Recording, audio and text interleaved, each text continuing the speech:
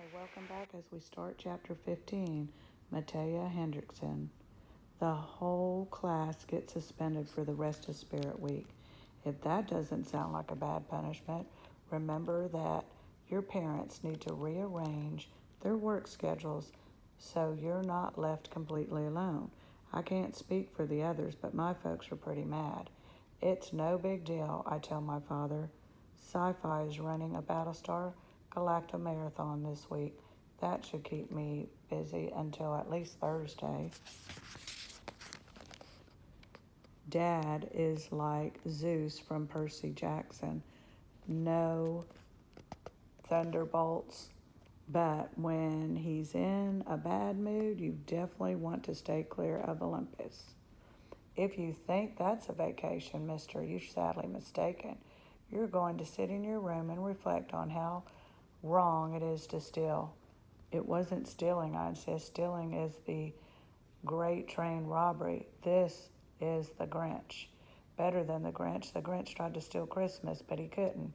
We really did steal Spirit Week. You stole it from yourselves, he retorts. Everyone else gets to enjoy it. We were already banned before we were suspended. Besides, Mr. Kermit's right. It's dumb to have Spirit because it's on the calendar or because people are blowing horns in your ear. He frowns, Mr. Kermit. I don't like what I'm hearing about that guy. Mr. Kermit's a good teacher, I argue. At least he could be if he ever teaches anything. Look at Yoda. He may be a puppet with bad grammar, but he's also the greatest teacher in the galaxy. In fact, I might have to switch Mr. Kermit from the Grinch to Yoda, just like I'm going to have to switch Barnstorm from the Flash to Aquaman because he's an amazing swimmer. Even with a bad knee and a foot that's been stomped on by Elaine. Come to think of it, if we're all suspended, does Mr. Kermit still have to go to school? There's nobody there for him to teach. Actually, I think he might like that, but it's possible that he's suspended too. Dr. Thaddeus seems real mad at him. Nah, Ribbit's not suspended. Parker tells me when I run into him on a delivery to the farmer's market. His car's been in the parking lot all week. How would you know that, I asked. Well, whenever I'm near the school on business, I look around a little. Business, I echo. Farm business. I've got potatoes for food land, cantaloupes for truck stop, and rutabagas for local table. Dad says they pay the most because they can't bring in produce from more than 20 miles away. By the time we get back to school the next Monday, Spirit Week is over and there isn't a Villa Vazula in sight. Otherwise, everything is the same, except for room 117. In fact, the place looks so different that when I walk in, I actually step back into the hall to check the number on the door. No, it's 117, all right. And the other SCS8 kids are taking their seats as usual. But we're all looking around in wonder. There's a huge map on the world on the back wall next to star charts from northern and southern hemispheres. At the front, there are bulletin boards for math, science, English, and social studies. There's a rolling cart of laptop computers. There are books on the bookshelves. The empty supply closet isn't empty anymore. Through the open door, we can see stacks of paper, pencils, scissors, and art supplies. Another thing that's different, Mr. Kermit is already here. He's at the science board, pinning up a large periodic table of elements. It throws some of us off because the teacher makes his usual entrance 10 minutes after the bell. That's our usual signal to start ribbiting. Sure, there are a few ribbits, but they seem random and half-hearted. Kiana speaks up, Mr. Kermit? Oh. He turns away from the board as if noticing for the first time. Good, everybody's here. Before we get started, I want to say something about last Monday down at the river. I know you were only trying to help, but let's chalk it up to temporary insanity. And thanks. But next time, Not that there will be a next time.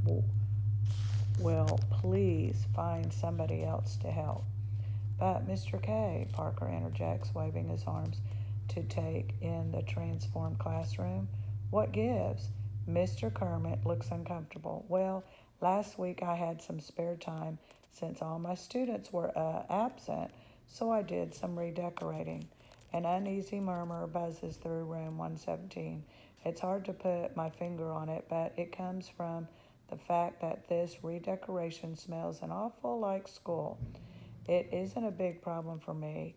I'm okay with the school side of things, but I don't like change, and for sure, this isn't the Ribbit we're used to. Where did all this come from?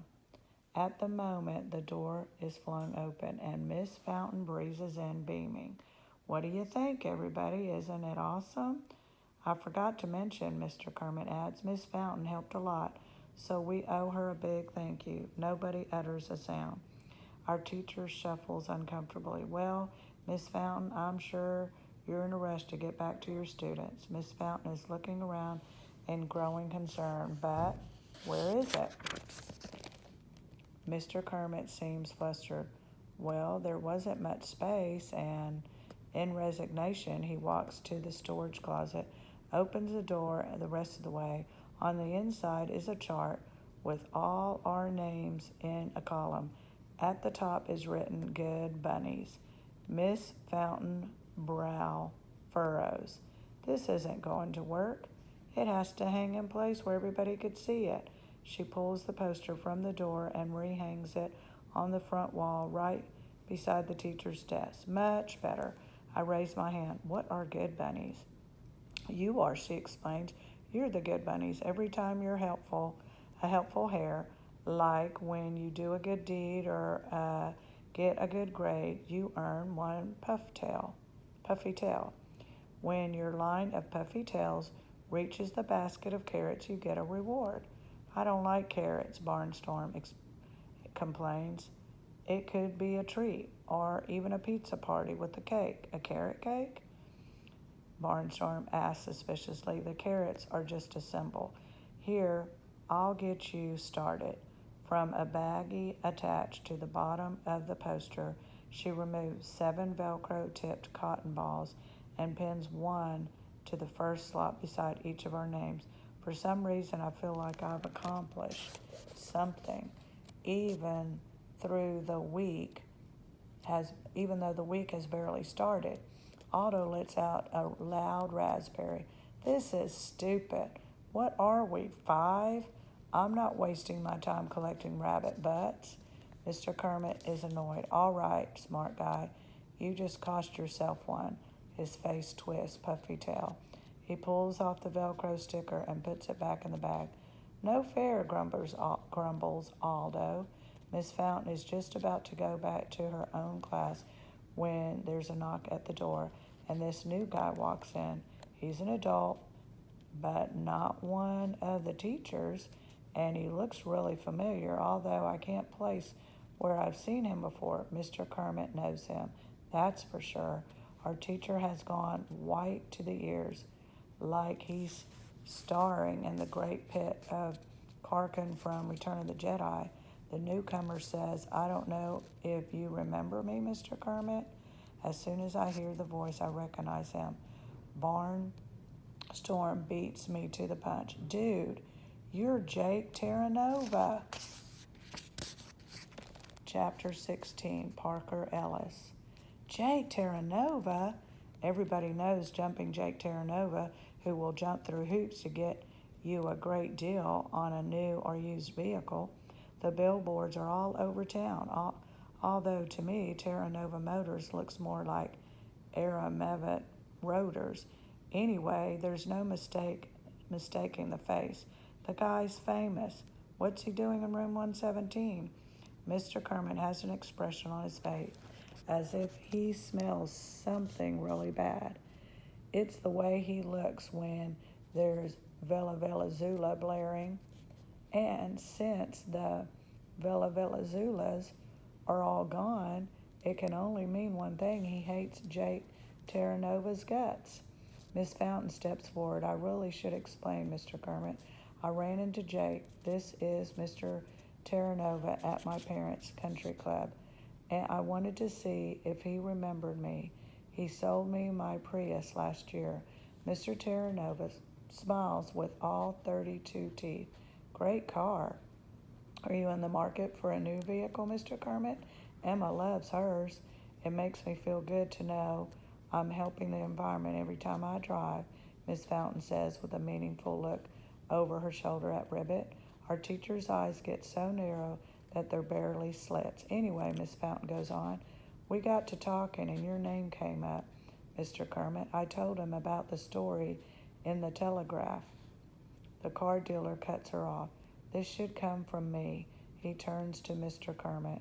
I read the article about the Villa Zulas. They mentioned something from the past, something I was involved in. Our teacher has his teeth clenched until his lips have practically disappeared. Mr. Terranova used to be one of my students, he explains, his speech clipped some years back. That's not enough. They should hear the whole truth. He addresses us. You might have heard about a cheating scandal. Well, Mr. Kermit had nothing to do with it. It was me. I can't believe the newspaper dredged up that old story. Don't worry about it, Mr. Terranova, I assure him. None of us read newspapers. I do, Matea puts in, Middle Earth Weekly. Of course, it's more fanfic than news. The car dealer gives him a straight look. The point is that I don't want you kids to think that Mr. Kermit did anything wrong. It was my fault. I got caught and I got suspended for it. No kidding, Aldo pipes up. We just got back from being suspended, but I didn't think it would happen to a big shot rich dude. Barnstorm snorts a laugh. He wasn't a big shot when he got suspended, dummy. He was a kid like us. Aldo and Barnstorm wheel around in their seats, turning belligerent expressions on each other. But Mr. Terranova quickly steps between them. Guys, I was in middle school once too. If you two want to throw hands, there's nothing I could do to stop it, but not here and not now. Aldo and Barnstorm back down. The car dealer faces Mr. Kermit again. So I came here to apologize, which I should have done years ago. And if there's anything I could do ever to help out, you know, with the class, all you have to do is say the word. Thanks for your generous offer, our teacher says stiffly. But that won't be necessary. Of course we want your help, Miss Fountain exclaims, and it's pretty obvious this was her plan all along. Mr. Kermit's sour expression gets worse. I'm sure Mr. Terranova wouldn't appreciate if you and I went to his lot and tried to sell cars, and he would be just as unsuccessful trying to teach our students. Be reasonable, she pleads. He's built a business. He could give a math unit on earnings versus expenses, on how to amortize a loan. He could let us tour his repair shop and maybe teach us about basic auto mechanics. He could let me take out a Dodge Viper for a test drive. I add, I have a license. Mr. Terranova doesn't answer. He's beaming at Miss Fountain, and at that moment he looks exactly like the picture on the billboards without the flaming hoops, obviously. It's a date, he says, and Miss Fountain's cheeks get all red, even though it isn't really hot in the classroom.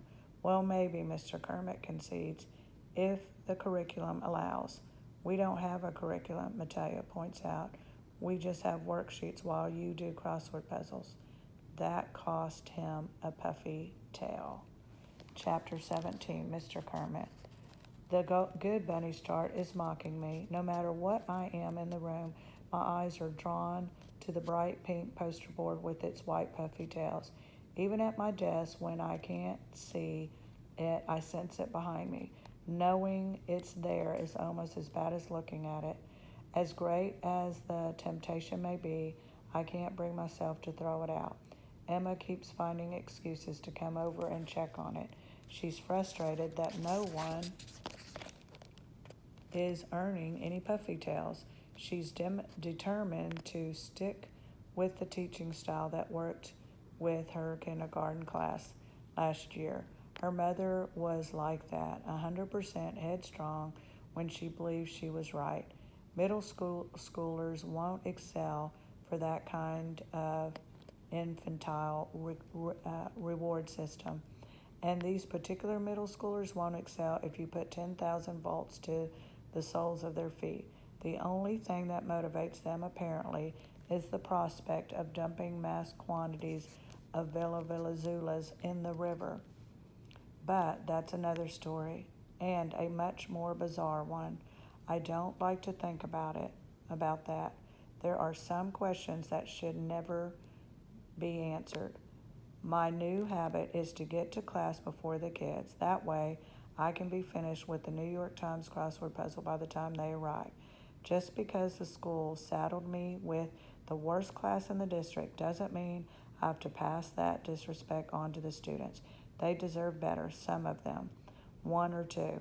And anyway, all of them jumped into the river when they thought their teacher was drowning. That says something. I'm still not sure what.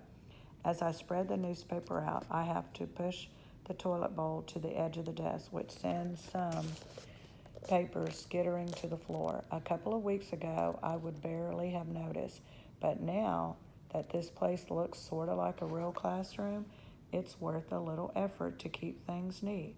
If not, one of these days, Emma might show up with Clean Buddy's poster board, and this one will have the name Zachary on it. I'm about to toss the papers when I recognize the first page. It's one of my old worksheets, accompanied by 4 additional pages of neat handwriting. Kiana Rabani reads the name at the top. I remember her handing in something like this, and come to think of it, she's always been a little less out of lunch than the rest of them. I scan a few lines. It's an essay of all things, and it seems to be pretty well written.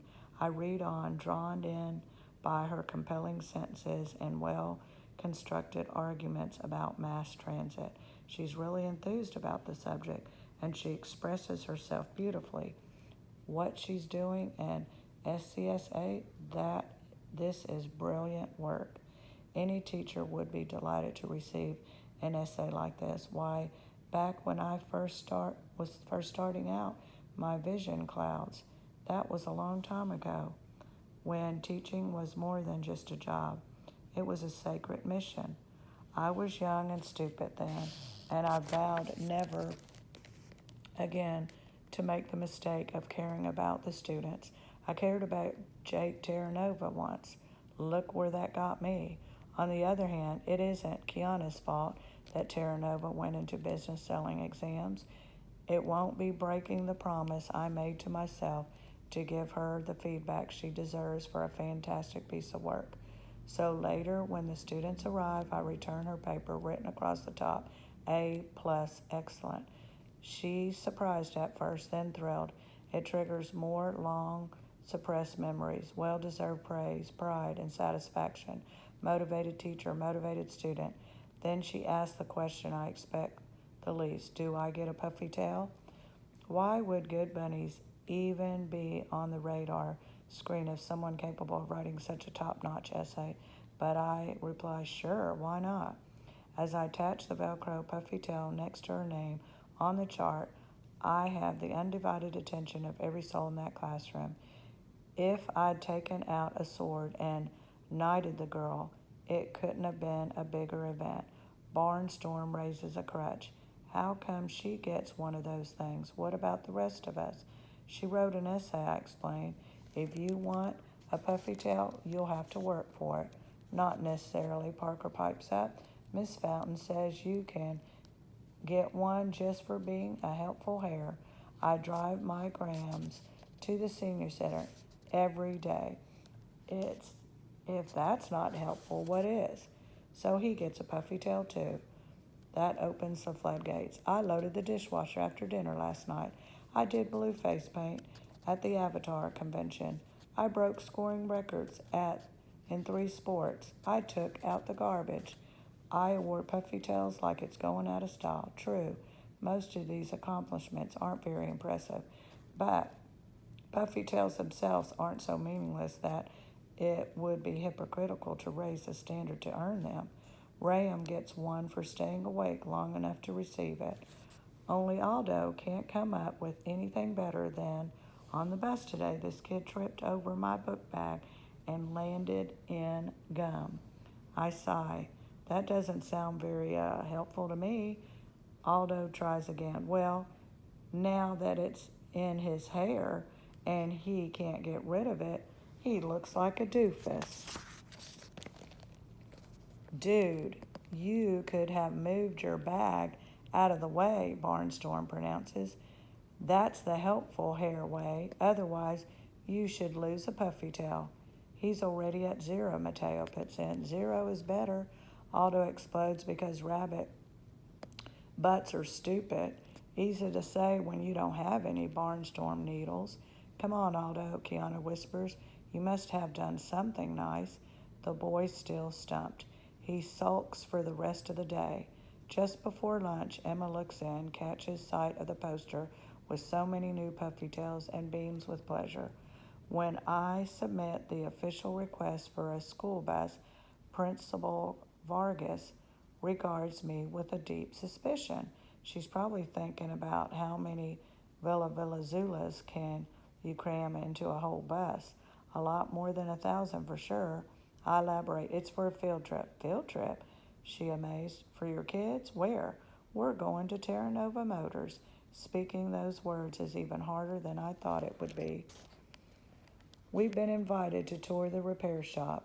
I regurgitate Emma's reasons why this is a good idea. Back up, Zachary. I've known you for a long time. Why would you go anywhere near Jake Terranova? I sigh. Emma found him at some country club shindig. She's a serious busybody, that one. She told him about the Spirit Week kerfuffle and how it dredged up what happened. Now he wants to make amends. The principal folds her arms in front of her. And you want to give him an opportunity to clear his conscience? It's not me, I admit, it's the kids. They came alive when he walked into the room. They consider him some kind of celebrity. Listen, Christina, I know they're awful, but what we did to them is just as awful. And we really going to keep them cooped up like prisoners until they can be in the high school's headache? If there's a chance for them to have a real education, we have to take it. And if that means Jake Terranova, then so be it. She looks at me for an uncomfortably long moment. The last time I heard words like that, that came from a young teacher I used to work with, teacher named Zachary Kermit. That person is gone forever, I assure her, and he's never coming back, which is a good thing because he was an idiot. All right, you've got your bus. The principal scribbles a signature on the requisition form and leans back in her chair, her expression sober. One more thing, Zachary. You're probably already noticed that Dr. Thaddeus isn't exactly your biggest fan. Well, the Zulas didn't do anything to change that. I don't lose sleep over what he thinks. That's mostly because I have such terrible insomnia that there isn't much sleep for me to lose. But I don't mention that to Christina. You didn't hear this from me, she persists, but I think he's going to try to go after your early retirement. I shrug. He's done it already.